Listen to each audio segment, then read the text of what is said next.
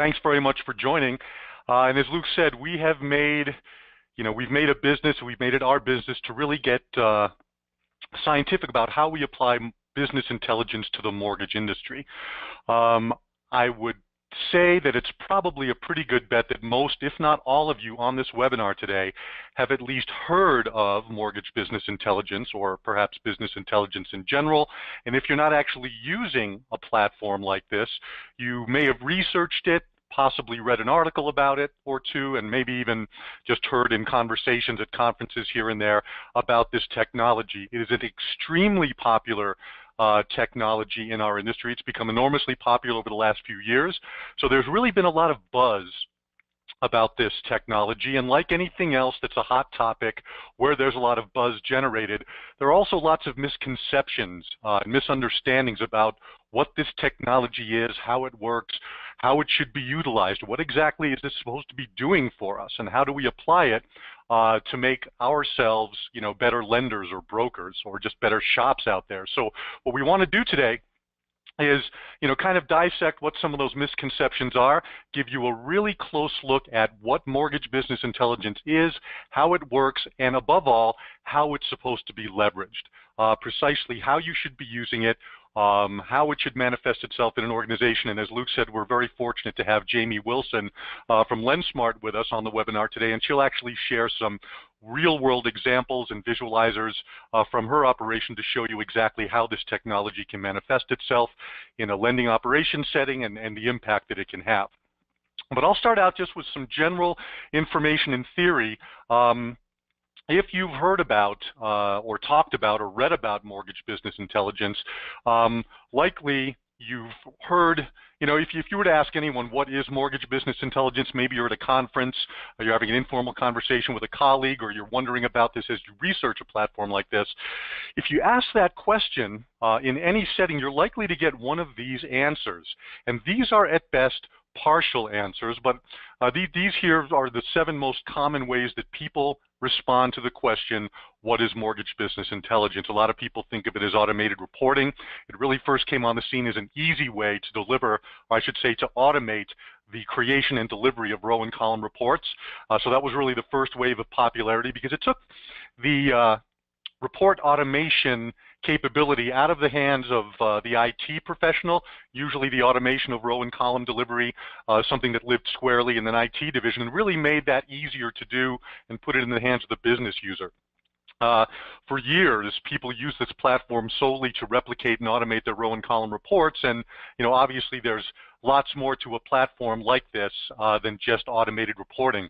These next few bullets that you see, visual analytics, dashboards, key performance indicators, I'd say right now those are the 3 most popular answers that you get. People think of business intelligence as really a vehicle to take your row and column reports, your spreadsheets, and turn them into nice looking dashboards, visualizers, graphs, and things. You might actually be able to render visualizers that look like this, and we'll get into some more of these a little bit later in the presentation.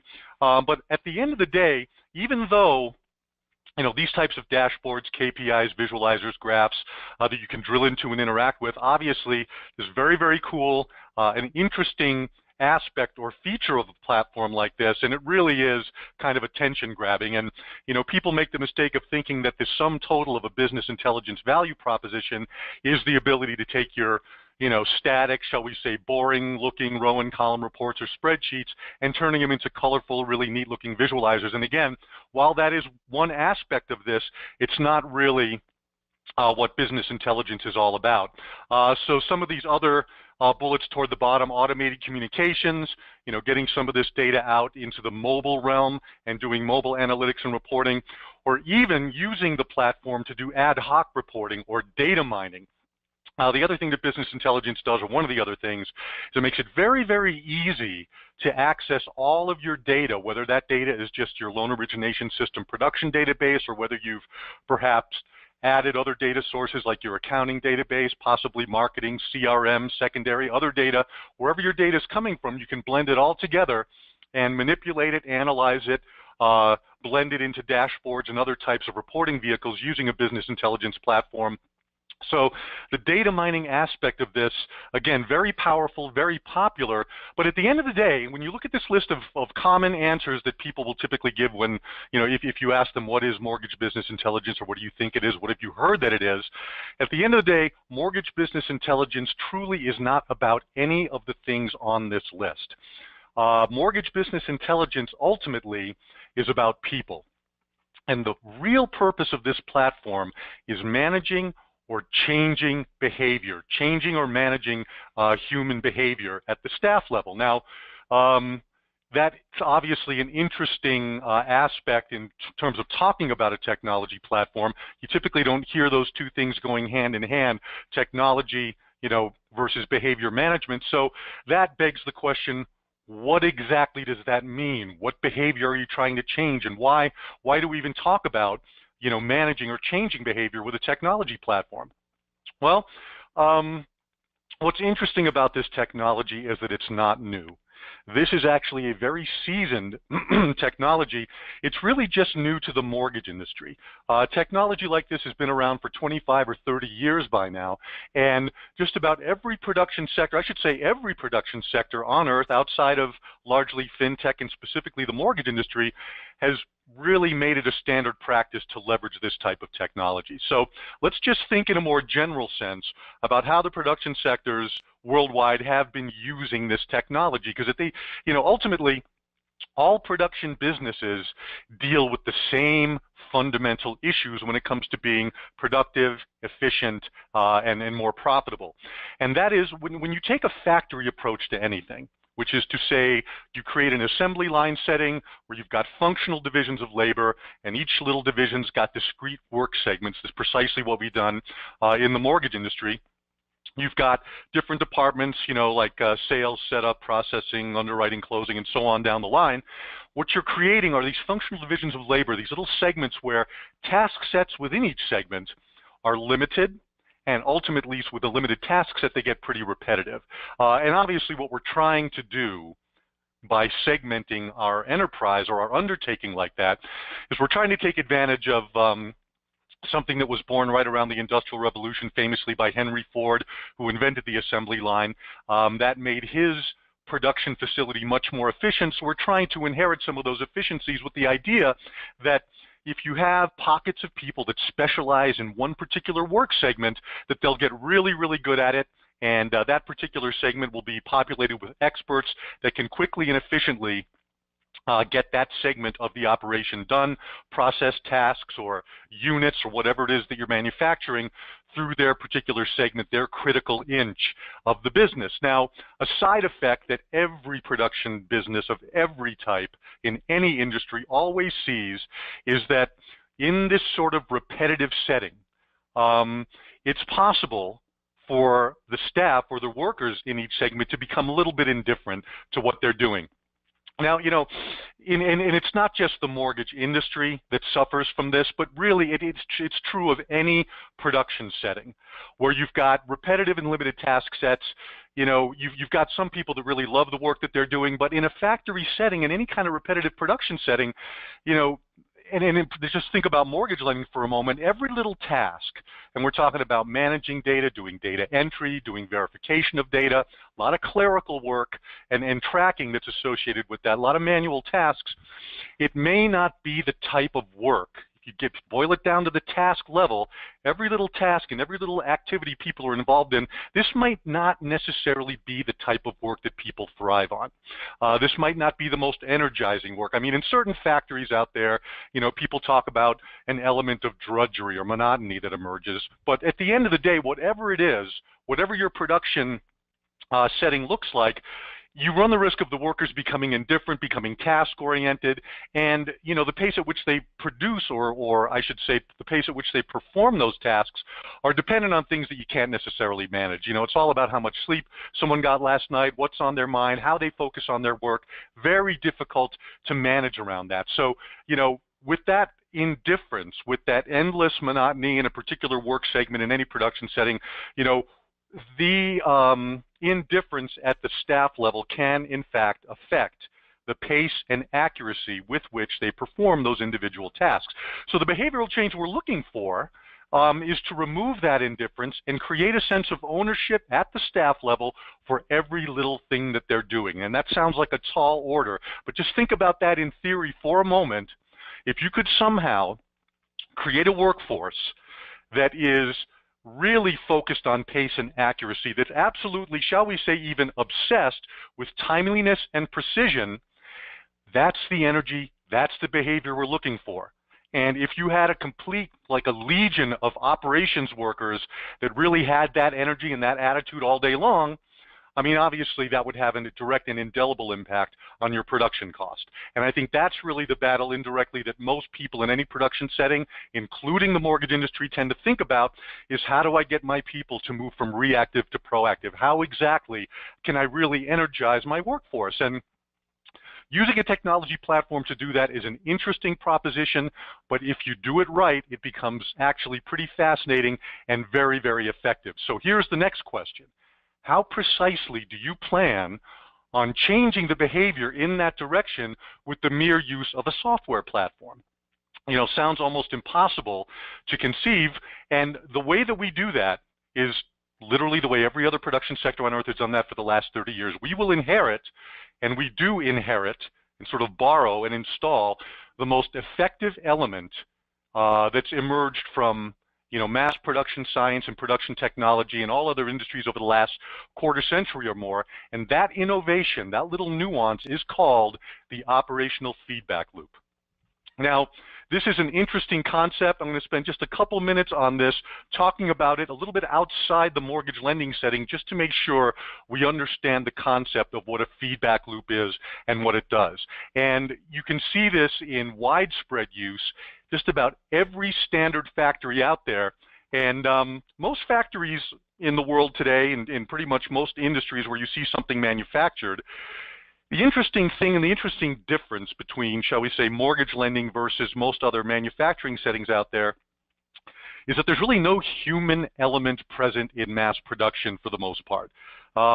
Maybe some of you have seen a show, one of my favorite shows, my kids watch it all the time. It's a show called How It's Made, and that is running on the Science Channel. There are a couple other shows that are like that. One of them is called Factory Made. There's another one called Modern Marvels that sometimes gives you a look inside how things are produced. But there's a particular show called How It's Made, where you can get a look into every type of mass production facility. It's very interesting. You see the machines that can produce, thousands of cupcakes per hour, or, big machines that make cars or bind books, or, kind of churn out pencils, nails, staples, whatever you can think of that's mass produced. There are machines that are churning out just hundreds, thousands of units, whether they're molding something like Lego bricks, or they're kind of hammering something, or extruding something like pots and pans, or any food items like cakes or cupcakes or anything like that. Muffins. I've seen a muffin factory where they're just trays of hundreds of muffins going by. Big things, dispensing dough into the muffin cups and so forth. Maybe you've seen a factory like that, and if you take a closer look at any factory like that, mass producing anything, what you have is what's shown in this diagram here. A machine performing a task, and the result of that task always gets measured and fed directly back into the machine. So, these machines that are mass producing hundreds, possibly thousands of units per hour are measuring everything they do every step of the way. Every second of what they're doing is measured, fed back into the machine, so that the machine can maintain all of the critical measurements that it needs. Is the muffin pan too hot or too cold? Is the batter too thick? Are you putting too much raw material into this mold? Is the temperature of this thing dispensing enough welding material on this particular item? Everything in a mass production setting is measured all along the way, and those measurements absolutely must be automated. The measurement has to be automatically taken and with automation fed back into the machine so that it can adjust itself in near real time to what it's doing. This type of feedback loop, if automated, is quite literally the difference between production and mass production. And if you think about any factory you've ever seen, whether it's a Lego factory or a muffin factory, whatever out there that you've seen, imagine what would happen if you actually just stopped the machines and tried to take all of the measurements that machine needs manually. How far would you have to slow down the output of that machine to allow humans to manually take the measurements and manually feed them back into the production machine, whatever it is. And obviously, the allegory of production machine, most commonly referred to in our industry, is the loan origination system. So we're really managing not so much the mechanics of the loan origination system, but we're managing how people interact with that system. And believe it or not, this type of feedback loop is currently in place in our industry. I think if you walk into any shop out there, you will see people trying to approximate this type of feedback loop. And the loop in our industry now, by and large, looks like this. The first difference, obviously, between most production settings and the mortgage lending setting is that the human element is pervasive. And I think, there's lots of talk about AI and robotics and, automating a lot of what humans are now doing. But I think, we can all agree that the human element is here to stay in mortgage lending. The nature of what we produce has got complexities, by and large, that elude automation. I mean, some of the things can be automated. We're seeing some of that manifest itself in the industry now. But by and large, we're dealing with a pretty pervasive human element in mortgage lending. And the testament to that is how we, as an industry, by and large, deliver feedback to our human workers, how we approximate and try to recreate this feedback loop in a mortgage lending setting. So here, you see a variation of the diagram. You've got actually a human operating machine, most commonly the LOS, performing tasks, and then the result of those tasks are now measured in one of three broad sort of ways. The most common being spreadsheets you see there on the bottom bottom left. The best idea that a lot of people still maintain in terms of managing tasks, managing the gap between cause and effect on time-sensitive tasks within a loan pipeline are by using spreadsheets, where, I think everyone on this call, you've either done yourself or you've seen people literally pull a text file out of a production database, out of an LOS database. Maybe it's a CSV file. They plop it into a spreadsheet. They, massage, polish the spreadsheet, and then they'll distribute that. And people are looking literally at lists of loans. I hear a lot of people describing this activity as, chasing each other around with lists of loans. You're looking through an entire list, trying to look for missing data points, hotspots, friction points, errors. And that is how typically we manage our pipeline. And that is obviously a manual activity, takes a lot of time. People burn a lot of heartbeats on putting manual processes into putting spreadsheets together and distributing them and interpreting them. But that's really a mainstay of the present day feedback loop in most mortgage lending settings nowadays. And the other two you see by and large as well, and we're really, again, with these other two elements, trying to make people, trying to make departments and organizations more efficient. One of them is management and training. We'll put people in a performance review or we'll give them training, and this is, removing someone from their cube, putting them in a different space, telling them if they're doing well or not, maybe giving them some additional training with the hope that if they're experts and fluent in their work, that will actually breed efficiency and timeliness, which can work. But I think all of us have seen it's not necessarily fully consistent and doesn't necessarily work across the board. And then finally, that third one on the bottom, incentives, literally bribing people to work more effectively, where you'll tie possibly some bonus structure or certain incentives toward, certain production output. Turn in this many files over this type of a time period. You'll get this bonus. Obviously, loan officers are largely commission-based, so that's easy to kind of visualize there. But even in operations, I see people putting incentives in place for quality and just for volume of work.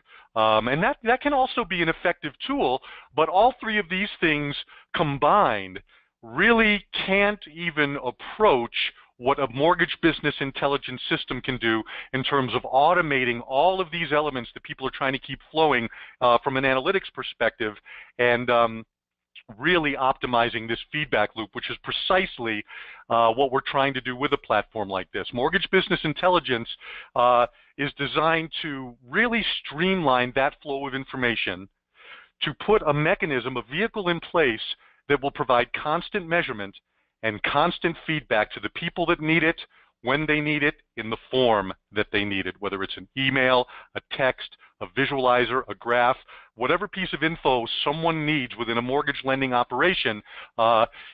the automated creation, extraction, delivery of that information to the business user is what this feedback loop schema is all about. So that's in essence the feedback loop theory and how it should be applied. Now, I guess the next good question is, what does some of this feedback look like? And you'll get, I'll give you a little flavor of this here. I'll bring back that slide, that picture that I showed earlier when we were talking about dashboards, KPIs, report cards, and things like that.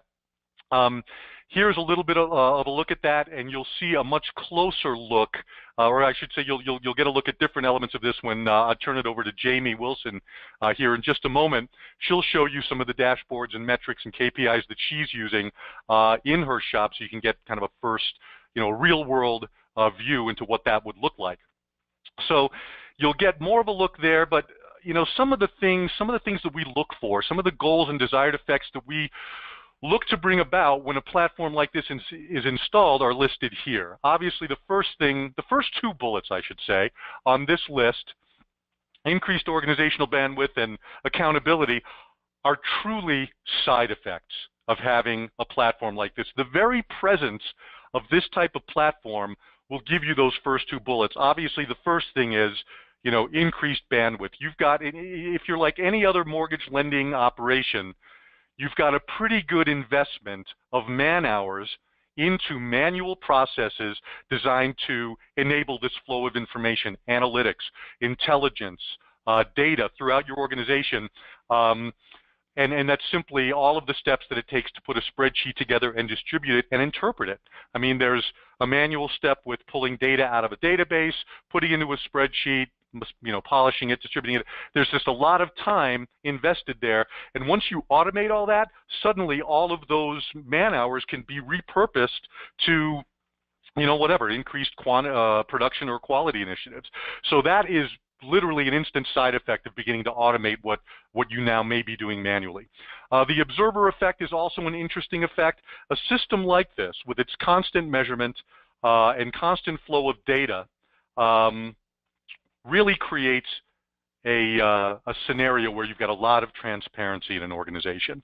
So instead of periodic manual reports circulating every few days, possibly every week, you've got a constant stream of info constantly on display using live data, and that transparency really does give people a sense, an increased sense of accountability. People tend to sit up straighter. They know that, this type of platform enables, an executive team or middle management team to see a whole lot more of what's going on in an organization than they could with manual reporting in spreadsheets. So again, that's an interesting side effect, both of those things, but by far the biggest impact from a platform like this comes from that third bullet, context. The fact that employees constantly see the results of their work, and typically this is information that they've never seen before. With a system like this, you put certain feedback elements in place for the business user. They're seeing their results often for the first time ever. And the things that are listed as sub-bullets here are things that we really see everywhere this platform gets installed. When people are looking at a dashboard of metrics or measurements that speak to their critical inch of the business, and they can also see, as they look at those things, these, and you'll see this when Jamie shows you some of her dashboards here in a moment, you'll see those measurements light up in red or yellow or green, which shows them, where that measurement is tracking relative to a performance target or a goal that you've set up for it. So anything that's green is on target or above target. Anything that's lights up yellow is within 5 or 10% of that goal, however you set up that tolerance, and everything that lights up in red is below target on that goal. This gives people context that they've just never had before, and what's fascinating about giving people access to a dashboard like that is it completely destroys their ability to be task-oriented anymore. If you're looking at a goal that speaks to a set of tasks versus, just focusing on a stack of tasks, I've heard people in operations describe their work as folding laundry. And what they mean by that is they have no hope of orchestrating their work. They just have to take the next thing off the pile, process it as it comes along, and then move to the next task. Well, you completely obliterate that mindset when you surface live metrics in a color-coded dashboard. People instantly, when they start looking at that, they become goal-oriented. They move from being task-oriented to becoming goal-oriented. This is a fundamental shift the really kind of the holy grail that ops managers have always been looking for in getting their people to move from reactive to proactive. People become more dynamic thinkers. Now they absolutely have to hold more information in active memory. And I tell you, I see this every time this is installed. This puts people in a higher energy state, because now that they're looking at a measurement, and they can see where that measurement is tracking using live data minute by minute, where that's tracking relative to their targets, you will see people reflexively seeking efficiencies. It is absolutely fascinating to see people reflexively batching certain tasks to be more efficient. People scheduling things. Is there a different time of day? Do I need someone outside the organization to get a hold of? Should I possibly schedule this for a different time of the day or week to get it done more effectively? It's very, very interesting to see that happen. And what you don't have, as you watch this happen dynamically within a department or throughout an operational core, is you don't have a manager running around there looking over your shoulder, telling everyone where they should focus minute by minute. This actually happens by itself if you surface the right data to the right people at the right time, and you've got the right sorts of targets managing how those measurements show up in red, green, or yellow. And it is fascinating. I think of it really, and I talk a lot about this aspect of it, as automating certain management functions, because when people see the results of their work in that type of a visualizer, they will begin to manage themselves. It's fascinating. And so on that last bullet, if you can imagine in wherever your shop is, just think about all of the employees in your organization.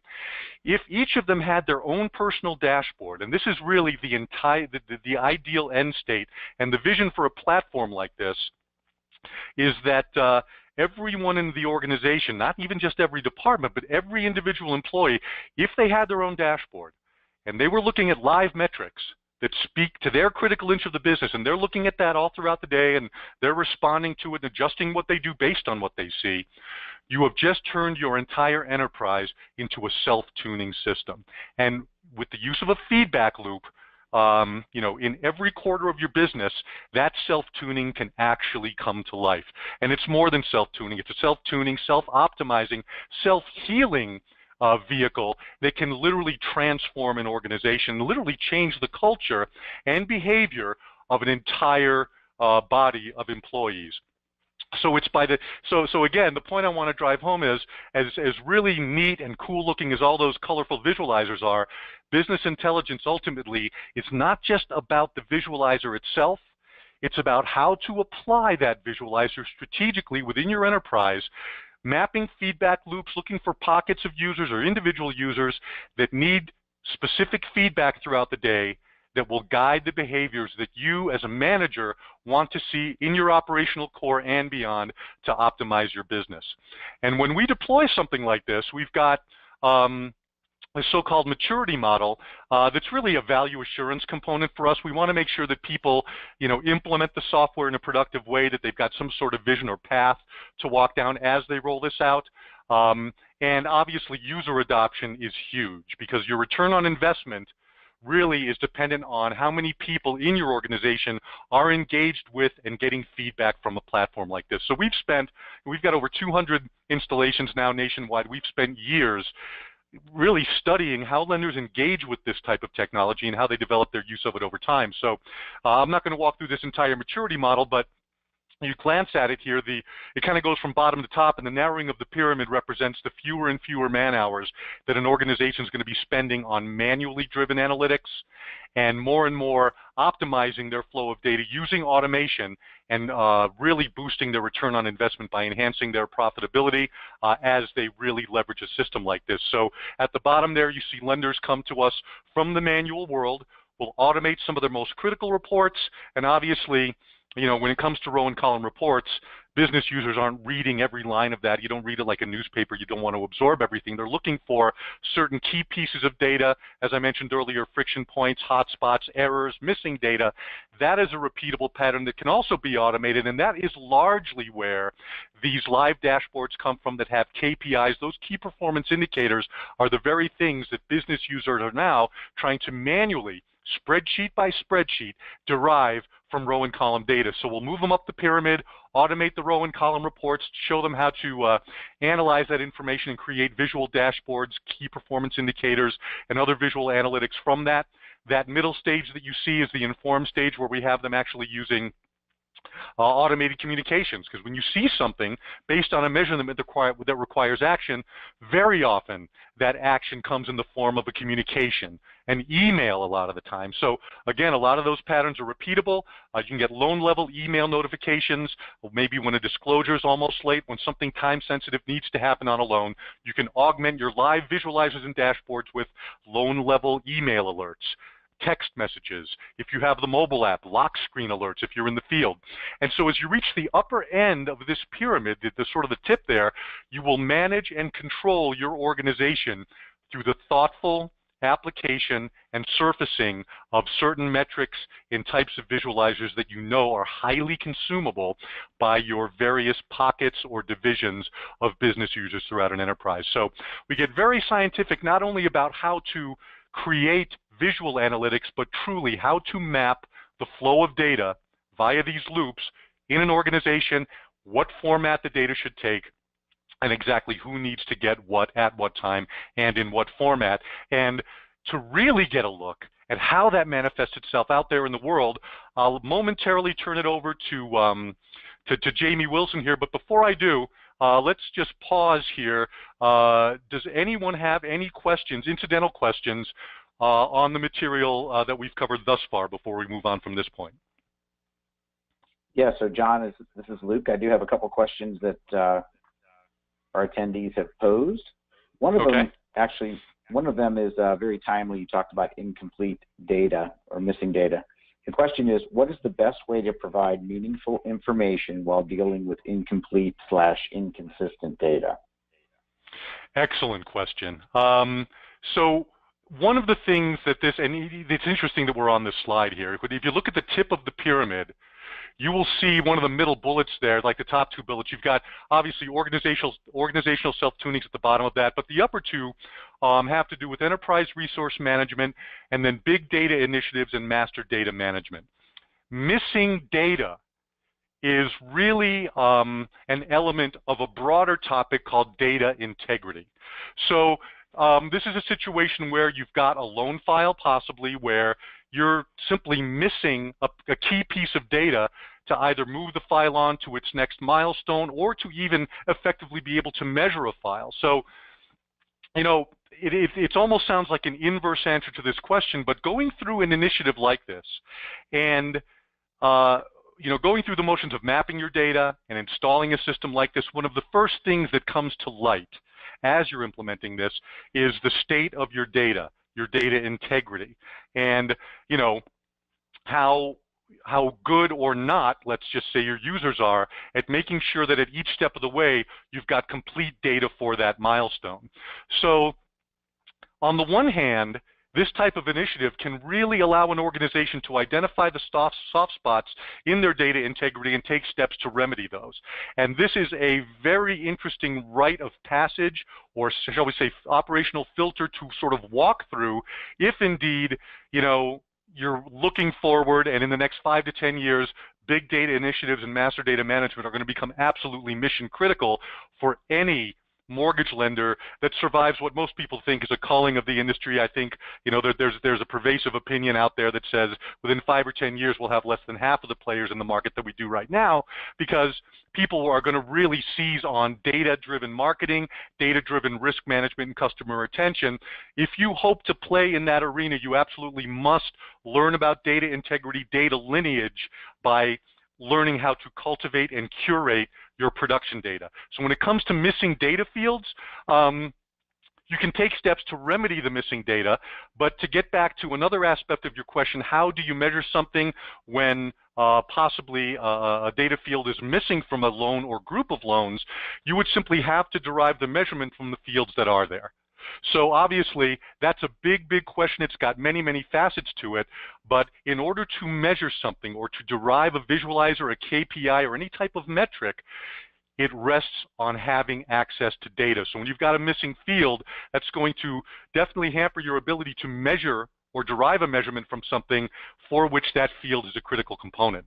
So I hope I touched on every facet of that question because it's not as cut and dried as, how to measure something with missing data. The short answer is if data is missing, it's going to be really tough to do a measurement, but you can get creative about what fields you use. If there's a milestone at which loans aren't populated with certain info yet, you can still derive meaningful metrics and meaningful feedback from the data that is there. But that question, I think, is emblematic of how people think of their data nowadays. And I thought it worth mentioning that data integrity is largely it's something that people aren't necessarily really too heavily involved with now, but will have to get more heavily involved with in the future. And an MBI, a Mortgage Business Intelligence Initiative, is a perfect first step toward that end. Great. Excellent. Let's do one more question. Can business intelligence, and thank you, John, can business intelligence help lenders reduce compliance costs? Yes, and like anything else, if you just think about compliance, whatever, and here again, if it comes to compliance, it comes to secondary, think of any business segment, any pocket of users where you see people that are manipulating data or doing anything that's repeatable or predictable. When it comes to compliance, and I'll just pick something that's easy to visualize right now. For example, one compliance element that you've got a lot of human, people are burning a lot of heartbeats on tracking the application date and configuring that properly once you've collected as a lender, as an originator, those 6 critical pieces of information. How accurate are your application dates? And then, of course, other compliance things that are easy to think about in this light are, disclosure events, time-sensitive events to which, certain compliance and regs are tied. Those things can be very effectively measured because those events are typically tracked in your production database. The collection of the application fields, dates that actually mark, when you've got the meter running or the clock ticking or the countdown timer ticking on the timing behind a disclosure. And not to give you too much of a sneak preview on what Jamie's going to show you, but she's actually got something that really drives this point home very, very nicely. She's got a little bucket visualizer for her disclosures that you'll see this. But, compliance, a lot of that is tied to timeliness and time-sensitive events. So a lot of that is just automating the flow of info to the people that really need to know what's aging more than something else. And again, the traditional way is to make a list of something in a spreadsheet, distribute it, and people are combing these lists and lists of loans to make sure they can identify the loans. And again, if you think of that activity, that's a pretty manual task, zipping up and down a spreadsheet looking for it. That is repeatable, that is predictable, that can be automated. So you can take an enormous number of manual man hours out of the mechanics of your compliance processes and really, really streamline that. And not only save money on your personnel costs, but really tighten up the lag time between cause and effect in some of these time-sensitive compliance events, and hedge against fines and things like that you'll run into. So definitely, automation can bring lots to bear on the compliance realm for sure. Great. I think we'll let you continue and have more questions after Jamie. Fantastic. Well, at this point, since we've touched on a couple of real-world examples, this is the perfect time to hand it over to Jamie Wilson. Again, she's the corporate quarterback for LendSmart, and she has become an expert in the field of mortgage business intelligence. Jamie, how long have you been using the Motivity platform? We just crossed over 2 years using the software. Okay.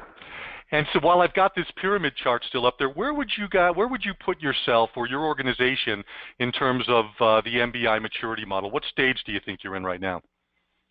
I would say we're balancing on manage. We're informing pretty much all employees at this point and really getting to the point in control where we're starting to be able to self-tune our operations. Fantastic. Very, very good. Well, you go ahead and with your slides, I'll advance it to your first slide here and let you take it away. Awesome. Thank you, John. Hello, everybody. I'm going to start at the bottom of the pyramid you saw before with automation and take you through where we're at today. At this point, I'd say probably 80% of what were manual reports are automatically running and being distributed to our team members. Prior to Motivity, countless hours were spent by employees pulling reports, organizing them, and preparing them into presentable formats for others to decipher. I'm going to start with our underwriting production as an example, as it's a daily report that I used to put together. 2 years ago, I was excited at the thought of not spending an hour and a half every morning dissecting what our underwriting department had pulled off the day prior. It hasn't been that simple, though. It's become a lot more than I expected. It saved so much more time and brought to the surface so many more areas of improvement and benefits that I just wouldn't have even thought of when we started. Each morning, I'd print out reports of the prior day's activities. I'd slice, dice, and highlight them, and then present that information in another Excel sheet that made it look good for distribution. This was the start of my day every day. And with Motivity, I've been able to move all of that data that I was calculating into an automated daily report that now includes so much more. Not only are they receiving what they did yesterday and month to date, they're also seeing important stats on areas that we want to improve, like the ones that you're seeing now. Average decisions, turn times in hours, what type of approvals are taking longer for an initial decision. In this example, 5 out of the 7 are now green, which means we've hit our goal for that improvement, which means everything's awesome. And that also means I'll be switching these stats out soon with some that are yellow and red so we can continue focusing on improvement. If you can advance the slide, please. This daily email to underwriting that simply lands in their inbox every morning also includes things like resubmission stats, rush request stats, average conditions, and a lot more. All of this info is great, but what I've found to be even better is the employees' independence in diving into this data. I didn't realize how much of my time was being spent making sure the employees felt confident with the stats that I was sharing and then problem solving their questions on the data. Now they can simply log into their personal Motivity account where they only see the loans that they're attached to, and they can problem solve on their own. You know, I'd get emails, Jamie, there's no way my average resubs are 6. I needed to research that to be sure my calculation was right, and then give that underwriter the confidence that my calculations were in fact correct. Now they can simply click on the stat, which brings them to the loan level data that makes up that stat. I don't hear from them anymore with these questions. They are able to go in, they're reminded that yes, the Anderson, the Wold, the Bauman files, they were really tough files that took a lot of touches, and that's what's holding my average up. If you can advance the slide, please. Still on automation, another example of this is a post-closing daily email I just released for post-closers and department supervisors. It's one email that now covers so many more areas than what we were previously emailing in Excel. The numbers regarding what is outstanding on the warehouse lines is right there, and those receiving can decide if these numbers warrant further looking into, or if all looks well in the post-close world and they can delete it and move on with their day. If a supervisor's threshold for curiosity is 10 days on the line, they simply ignore everything prior and click on the 5 that's under the 10, and this takes that person needing to know the why to those 5 loans into that information, and they can investigate further. The loan level detail will tell them why it's still on the line, what investor it's with, and on down the questions. It's all right there instead of mining through several pages in Encompass. The visualizers are also great for seeing trends without having to do their own calculation. This one grid, the one that's labeled not purchased over 15 days, it shows my post-closing manager if there's a trend with a specific post-closer.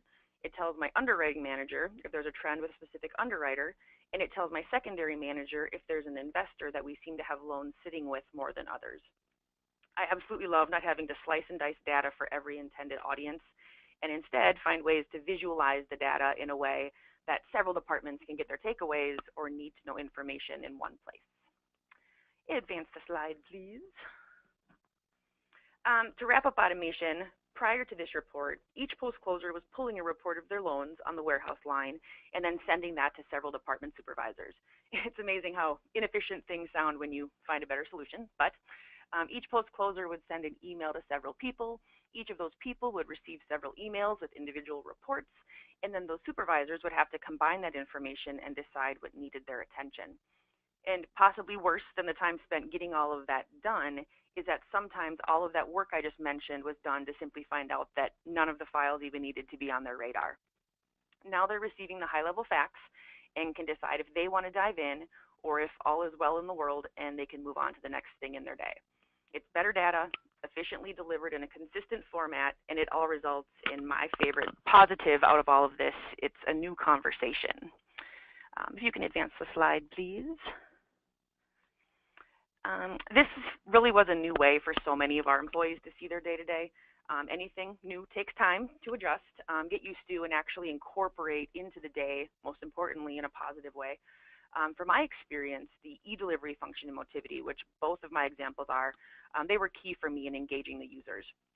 Receiving this data in their email every morning made even the most unlikely person curious about why the numbers were the way they were. Catching that curiosity encouraged them to then log in and expand how they were willing to look at production, quality, and opportunities for improved efficiencies. I started them with looking at a few visualizers consistently, and they took it from there. Once I had the department supervisors trusting and depending on the information, we put it to work. I sat with each of them regularly to think of new productivity points, as well as what information they wanted to see improved. Each department now receives a daily dash email, and they're actually coming back to me suggesting items that they want to see to help them prioritize their day. The key performance indicators that you're seeing now are an example of how the conversation here has really changed. It's a great feeling to use facts instead of broad generalizations to get the attention of what needs change. I used to hear all the time, my files are resubmitted 5 times every time, or from post-close, I think it's taking about 15 days to get a file purchased, and on down the line of things that we only remember the bad files when we're trying to prove a point, and we guess at turn times depending on who the audience is. We hear estimated facts all day, every day, in every department, and it's been a huge change for us in even the tone of the discussion. If it's a negative conversation about production or quality, the key is that it's factual, and we have provided the tools to now turn it into a positive. The conversation with production teams has changed. They no longer get stuck on only remembering files that did take 6 touches. They're able to look at the average and see the big picture, and it's just changed the overall attitude for the better. This post-close production is a great example. We really dove into every productivity point from funding to purchase by the investor, answering the question of how can we make changes to get our days on the warehouse line down. And what we found was things were not being done that we thought were being done, which goes to the data integrity. And we could also correlate things like, wow, this post-closer can get an FHA file purchased in no time. Hey, Angie, please put together a quick how-to on submitting FHA for the department. It also involved adding custom fields into Encompass, which can be a morale drain because people see that as just one more click they have to do every time they're in a file. But because people are now able to learn from this data, every new click we add is worth it because they see the improved stats every day. I did this, the number decreased, wow, what else can I change? It's turned into a really fun game for people, and in this example, they won this game because over the 2 years that we've been doing this, we've decreased our days on the line, probably about 10 days on average since looking at operations this way. Advance the slide, please. On to Inform. Now that we have users acclimated to what they're seeing, we've started introducing action-based emails, visualizers, and reports. The end result for us is a more efficient path for our borrowers that also incorporates an outlook of long-term success for the company. We can look at changes in a new way. Is it going to help the timeline of the process? Can it make the day-to-day of our employees better by eliminating frustrations? And ultimately, is it going to help us stay profitable so that we can continue to help those borrowers and employees? A couple examples to help in prioritization. Our junior underwriters now receive an email the moment a file hits resubmittal if the closing date is within X number of days of closing. Instead of constantly analyzing a queue of loans all day, the logic is automatically sent to them and they can start to determine that priority. To help in the projecting part of things, the daily dash for the disclosure department is letting them know about applications so they can project what will land on their desks over the next 3 days. Example, there's 10 applications taken 2 days ago. Who wants tomorrow off?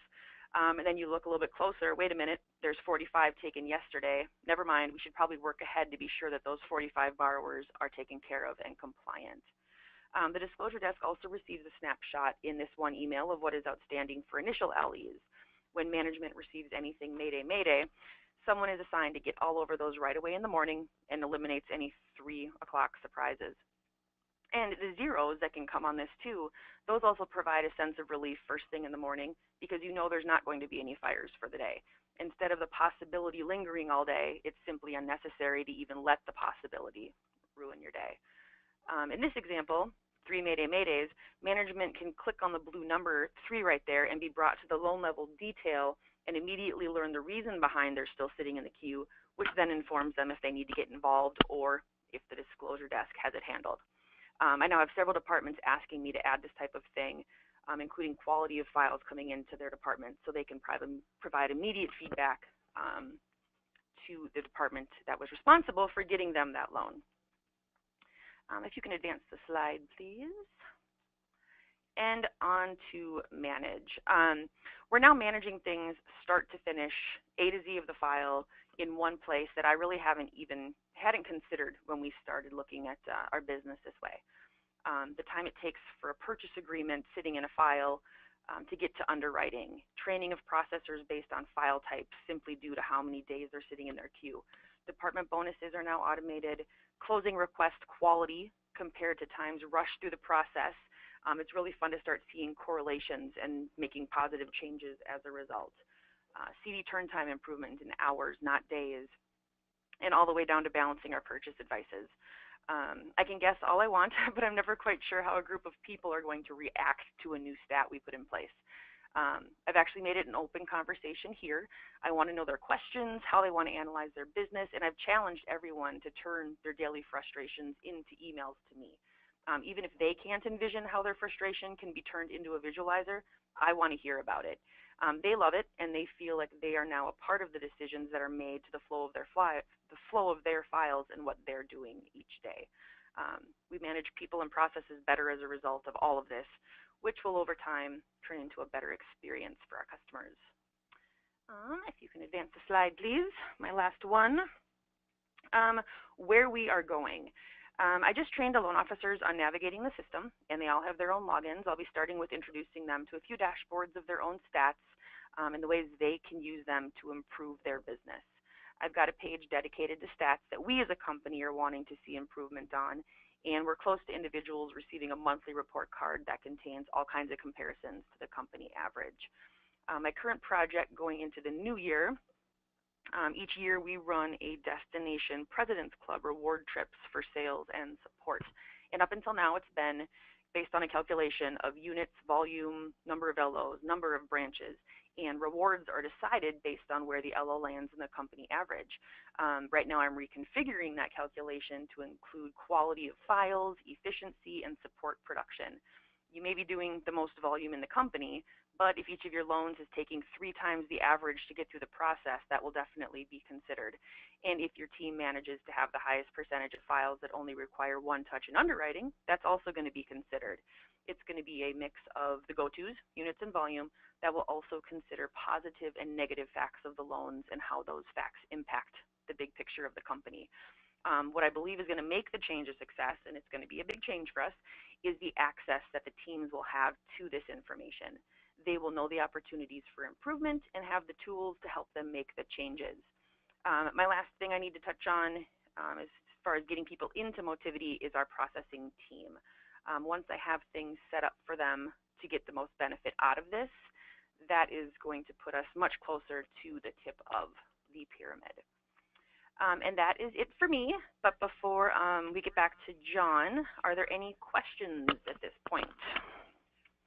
So, Jamie, I do have one question. I think you touched upon so much good stuff there. You've touched on some of this, but maybe you can give an overview. But the question is, how can I automate more of this how can I automate more with the same number of employees?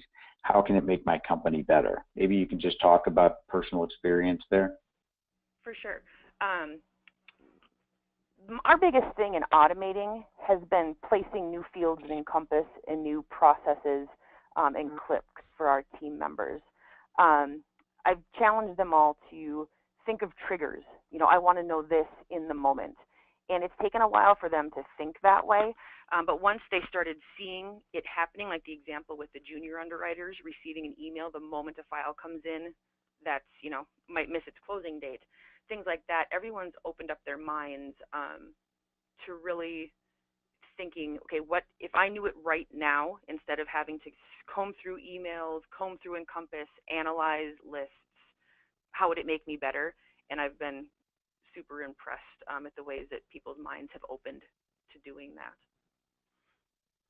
Wonderful. Thank you. And I guess we're ready for John to wrap it up, right? All right. Yeah, absolutely. Thanks very much, Jamie. Definitely some very, very interesting things going on at LensSmart.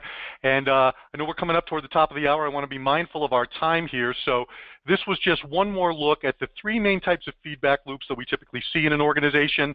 Obviously, executives, managers, or directly staff can get their own feedback. That feedback loop on the far right, where the staff gets their feedback consistently directly out of the business intelligence platform, probably the tightest and most effective feedback loop to engineer within an organization, because it's there that this organizational self-tuning can emerge and really make some changes within an organization. So just wrapping this up, again, the point that we want to drive home is, mortgage business intelligence, even though it's largely about the flow of information, the way information or data manifests itself, this is much less about knowing something and much more about doing something. The visualizers themselves, or the information truly in and of itself, doesn't necessarily affect change of any kind in an organization. It's the application of that data, of those live measurements, within feedback loops that engender self-tuning in every pocket of an organization. And as this technology has proven over the last 30 years in every production sector on Earth, largely outside of our own, it has really the potential to completely revolutionize the business mechanics of any type of production concern. So the biggest risk, I typically say, for implementing this type of technology is overestimating an organization's ability to change. You have to be flexible because, again, this isn't just about the flow of information. This is literally about changing the mechanics of your business through managing the energy, the behaviors, the culture of the pervasive human element within a mortgage loan origination setting. So, if you're flexible, you'll definitely see lots of success as you can really respond to the feedback that you're getting in all quarters. But obviously, if you're inflexible, if you don't see any changes, you're not really going to get the results from a platform like this that people are looking for, largely through pull-through and cycle time. Obviously, those are the overarching goals that you look for to impact pull-through or lessening fallout and really tightening up cycle time. There have been measurable, independent research has shown measurable results between lenders using this type of technology versus lenders that still do things in the manual world. There is an enormous difference in pull-through and cycle time that you see between those two types of lenders. So this diagram here on the right is really the pattern of doing business, the methodology that we want to embrace, where we measure everything that we do, we assess those measurements, change the way that we act or work, and in turn measure those results and keep that cycle going. And really, it's ultimately about feedback loops and creating a virtuous cycle of continuous improvement with mortgage business intelligence. That's really the vision of this thing. So that's all I've got. Luke, do we have time for any last-minute questions? I know we're right at the top of the hour at this point. Yeah, I think we're going to try to wrap it up just to be cautious of everyone's time here. Very good. Well, I do appreciate you, John and Jamie, for leading this great webinar. This was really, really valuable information. And thank you to all of our attendees for joining. John, if you don't mind, yeah, last slide shows John's information. So feel free to reach out to John at any time if you have questions about how Motivity can help you employ mortgage business intelligence, as Jamie did, to streamline business.